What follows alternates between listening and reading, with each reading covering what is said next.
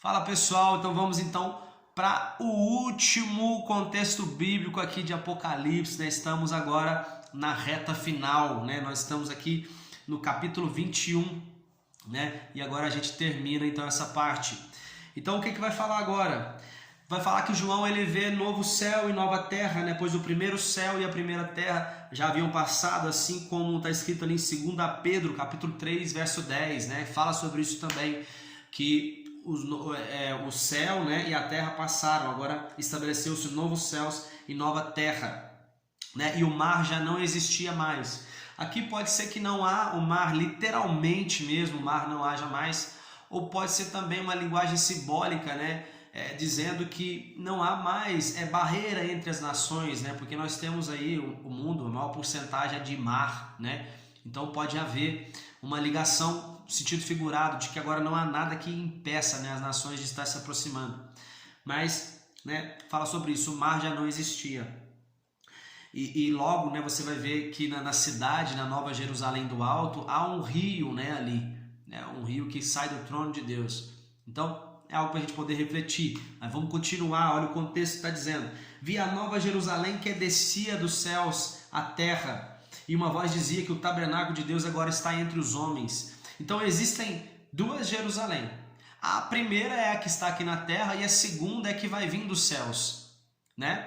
Então nós temos esse contraste com essas duas, né, Jerusaléns. Essa Jerusalém que a gente está falando é a que vem do alto. E diz, olha, uma voz dizia que o tabernáculo de Deus agora está entre os homens, não, então está entre os homens.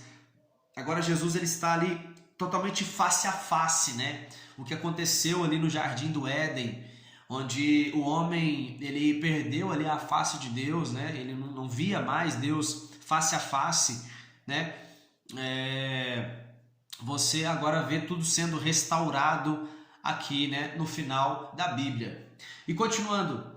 E o Senhor vai enxugar dos olhos toda lágrima, toda dor, né? Não haverá mais sofrimento, morte, nem pranto, nem lamento, né? Porque a antiga ordem já se passou.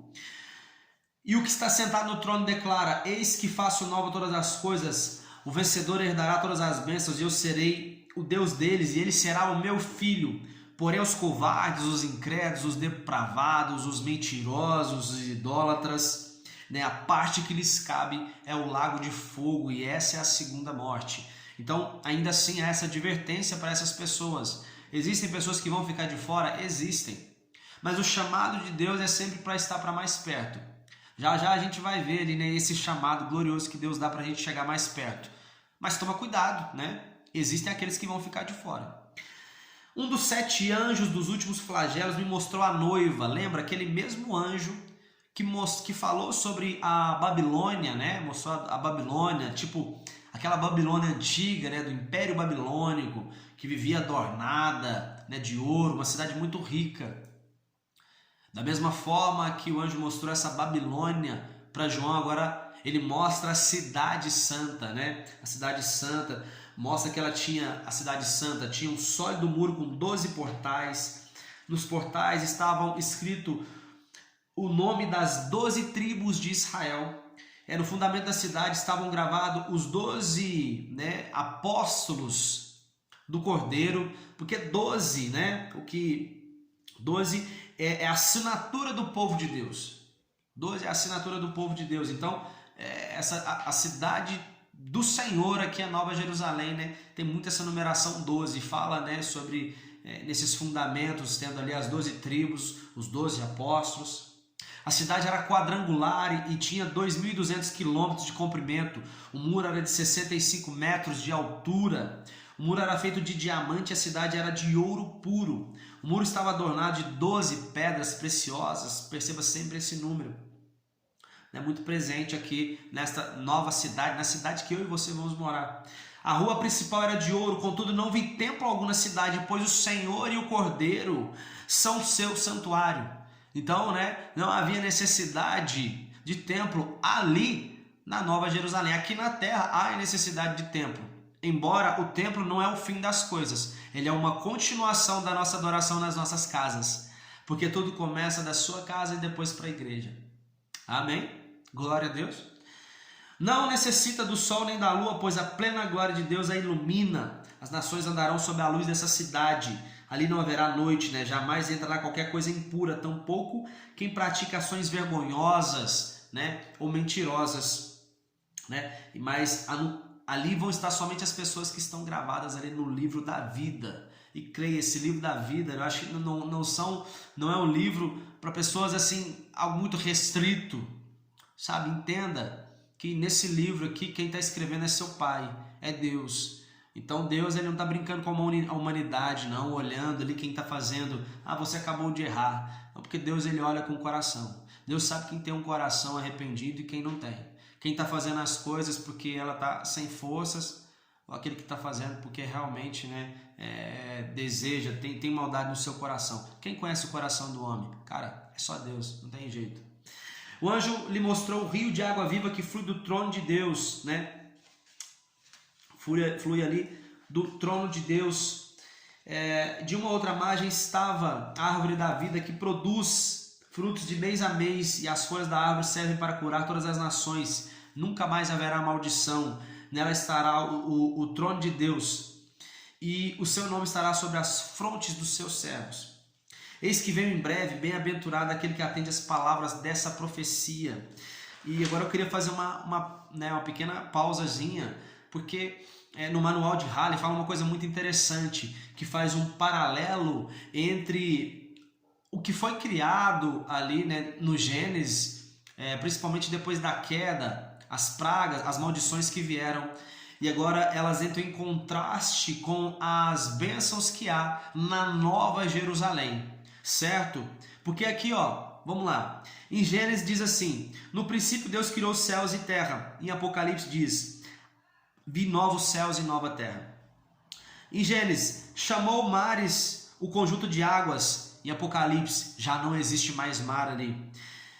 Em Gênesis, as trevas chamou noite. Em Apocalipse, ali não haverá mais noite. Deus fez dois grandes luminares, o sol e a lua.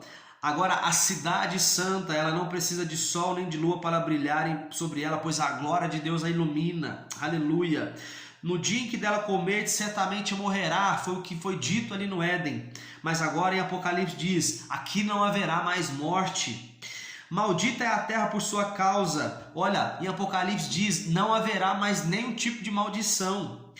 Em Gênesis diz: Satanás aparece como enganador da raça humana. Satanás, aqui em Apocalipse, diz que ele já foi jogado no lago de fogo, ele já foi destruído.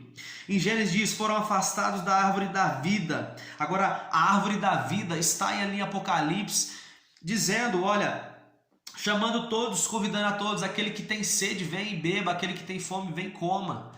Essa árvore vai servir de cura. A árvore da vida agora, ela está liberada para todas ali na Nova Jerusalém. Amém? Em Gênesis diz: Adão e Eva foram expulsos da presença de Deus. Em Apocalipse a gente vai ver a face de Deus, ele vai tabernacular entre nós, ele vai ser o próprio tabernáculo, não vai existir mais tempo naquela cidade. O Cordeiro, ele vai andar no meio de nós, a gente vai ver ele face a face.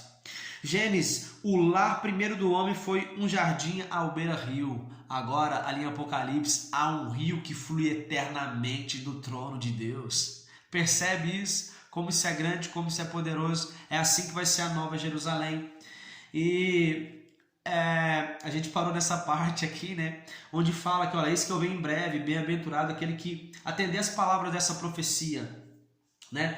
E vai dizer, olha, que aquele que não guardar as palavras dessa profecia, desse livro, né, as maldições vão ser acrescentadas a ele.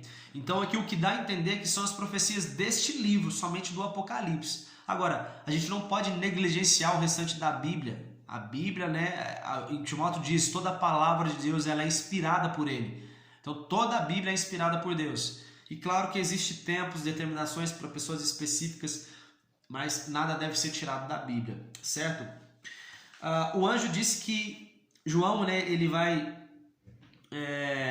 querer adorar o anjo ali, né, como ele fez alguma vez aqui, e vai dizer, e o anjo disse para ele: olha, eu sou teu conservo, né, e conservo dos teus irmãos, os profetas, e de todos que guardam a palavra deste livro. E ele exorta: quem é justo, que continue a praticar a justiça, aquele que é santo, continue a se santificar. Eis que eu venho sem demora e trago comigo o galardão que tenho para premiar a cada um segundo as suas obras. Então, há galardão para aqueles que fazem as suas obras aqui, embora nós não confiemos nas nossas obras. Percebe que às vezes há uns paradoxos aqui, mas é fato que em Apocalipse está dizendo que há premiação para aqueles que, para suas obras, né? Para aqueles que realmente têm boas obras. Eu, Jesus, enviei o meu anjo para vos entregar o testemunho em relação às igrejas. Então agora, depois que fala ali da carta às igrejas, é a primeira vez que está mencionando igrejas. Então, esse testemunho agora para o restante do Apocalipse é para todas as igrejas, esse testemunho. Eu, Jesus, enviei meu anjo para vos entregar esse testemunho em relação às igrejas. Então essa mensagem toda, não foram só as cartas que eram a mensagem para as igrejas, mas todo o contexto de Apocalipse é para as igrejas, certo? E a advertência final, olha, quem sentir sede, venha. Todos quantos desejaram, venham e recebam de graça a água da vida. Aos que ouvem as profecias desse livro, se alguém acrescentar algo, agora que fala sobre isso, Deus acrescentará os flagelos de Cristo nesse livro. Se alguém tirar alguma palavra, Deus tirará dele a sua parte da árvore da vida e na cidade santa. Maranata, vem Senhor Jesus. A graça do Senhor Jesus seja com todos vós. Amém. Então você vê nessa última parte aqui, né, um chamado de Deus para as pessoas, ó, venham, aquele que tem sede, venha, né? Todos quanto desejaram, venham e recebam de graça a água da vida. É um chamado que Deus chama as pessoas para perto. Mas o fato é que existem duas classes de pessoas no mundo. É aqueles que estão perdidos, aqueles que vão negar a Cristo, e aqueles que vão ser salvos. São essas duas classes que existem, né? Por mais que a pessoa, sabe, a gente entende que a gente tem um Deus que ele é bom, um Deus que é Pai, mas ainda assim tem pessoas que não aceitam esse Deus que é bom e que é Pai. Lembra que a gente falou no milênio ali? Algumas pessoas, quando Satanás é solto, ele agora consegue convencer algumas pessoas ainda a se voltar para ele. Então, né, você vai ver que realmente às vezes o coração do homem, ele, né, as nossas corrupções, elas surgem aqui de, né, conflitos interiores que está aqui dentro, surge do nosso coração. Certo, pessoal? Então aqui a gente termina, né, esse contexto bíblico de Apocalipse. O chamado do Senhor é para que a gente esteja perto dele, confiando, né, em Cristo Jesus, confiando nesse testemunho dele, confiando no testemunho de Jesus. É isso que os anjos aqui que Jesus enviou exortam ao seu povo. Confie no testemunho de Jesus, certo? E eu não posso deixar de mencionar aqui o quanto que eu estou feliz de terminar essa missão, de falar sobre o contexto bíblico aqui, né, desde Gênesis até Apocalipse, da forma como Deus me capacitou, da forma como Ele me deu graça para que eu pudesse falar. E eu espero que eu tenha, né, acrescentado algo na vida de vocês, que são poucas pessoas que me acompanham, mas eu falo como se eu estivesse falando para 1 milhão de pessoas. Porque para mim não importa a quantidade de pessoas, mas o que importa é eu estar fazendo aquilo que Deus colocou no meu coração. E eu tenho certeza que isso está fazendo muito mais bem para mim do que para vocês. Então, que Deus abençoe cada um de vocês. Tamo junto e um abraço.